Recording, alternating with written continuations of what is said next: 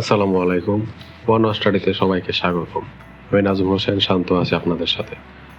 আজকে আমি আপনাদের দেখাবো কিভাবে 3D লুকিং আইকন বানাতে হয় উইথাউট ড্রপ শ্যাডো। চলুন শুরু করা যাক। প্রথম আমরা একটা আর্টবোর্ড নিচ্ছি, এটাকে নিয়ে স্কোয়ার সাইজের। দেন আমরা সার্কেল নিব। অবশ্যই শিফট ধরে আমরা সার্কেলটি আগাবো যাতে সব দিকে সমানভাবে রাউন্ড হয়। দেন আমরা কালারটা সাদা করে দিচ্ছি। এবার আমরা গ্রেডিয়েন্ট কালার দিব। সো গ্রেডিয়েন্টের ডিপ সেকশনে আমরা সম্পূর্ণ সাদা এবং লাইট সেকশনে আমরা একটু ডার্কার করব, খুবই সামান্য সেটা।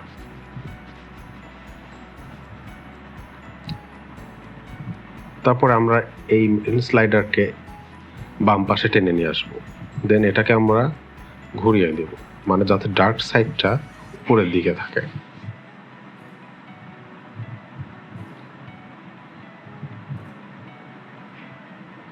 দেন এটা আমরা একটা কপি করলাম অল্টার চেপ ধরে।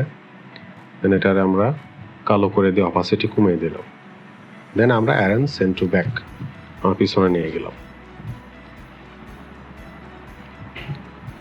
এবার আমরা এখানে ইফেক্ট, ব্লার, গসিয়ান ব্লার, আমরা ব্লার দিব। ব্লার দেওয়ার ফলে এখানে শ্যাডোর মতো একটা দেখতে আসবে, যেটা কিনা মেইনলি 3D লুকিং দেবে। এরপর আমরা অপাসিটি কমিয়ে পারি আমাদের প্রয়োজন মতো শ্যাডো দিয়ে দিতে পারি।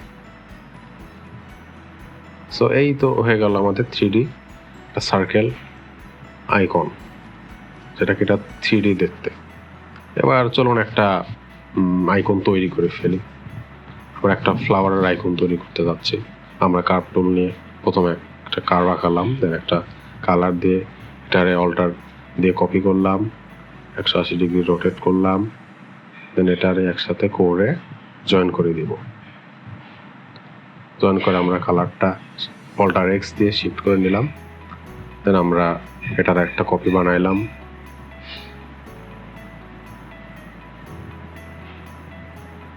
দেন এই দুটার আবার কপি বানিয়ে 180 ডিগ্রি রোটেট করে দিয়ে মিডল বরাবর রেখে দিলাম। দেন এই টোটালটাকে আমরা শেপ বিল্ডার টুল দিয়ে একটা সিঙ্গেল শেপে ক্রিয়েট করে দিলাম। তো আমাদের গ্রেডিয়েন্ট অথবা কালার দিতে সুবিধা। দেন এটার একটা আলাদা কপি করে নিয়ে এটার মাঝখানে দিয়ে দিলাম। এই তো হয়ে গেল আমাদের একটা ফ্লাওয়ার আইকন। দেন এটাকে আমরা 3D আইকন শেপের মধ্যে নিয়ে রাখলাম যাতে জিনিসটা দেখতে সুন্দর লাগে। সো এখানে আপনারা মন মতো কালার, গ্রেডিয়েন্ট কালার বা বিভিন্ন ধরনের কালার দিতে পারেন, যেটা আপনার ভালো লাগে, কালারের সাথে ম্যাচ যায়। এটা আমরা কালার লাইব্রেরি থেকে বের করেছি, আপনারাও সেম ভাবে বের করতে পারেন,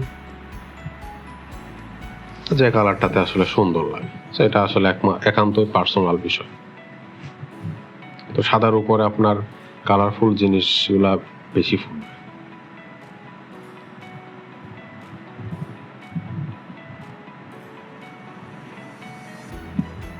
সো তারপরে আমরা জিনিসটা এক্সপোর্ট করে দেব যে ফরম্যাটে দরকার, জেপিজি, পিএনজি। That's it. আশা করি ভিডিওটা অনেক হেল্পফুল হয়েছে। এটার সোর্স ফাইল আমি ডেসক্রিপশন বক্সে দিয়ে দেব। সো আল্লাহ হাফেজ।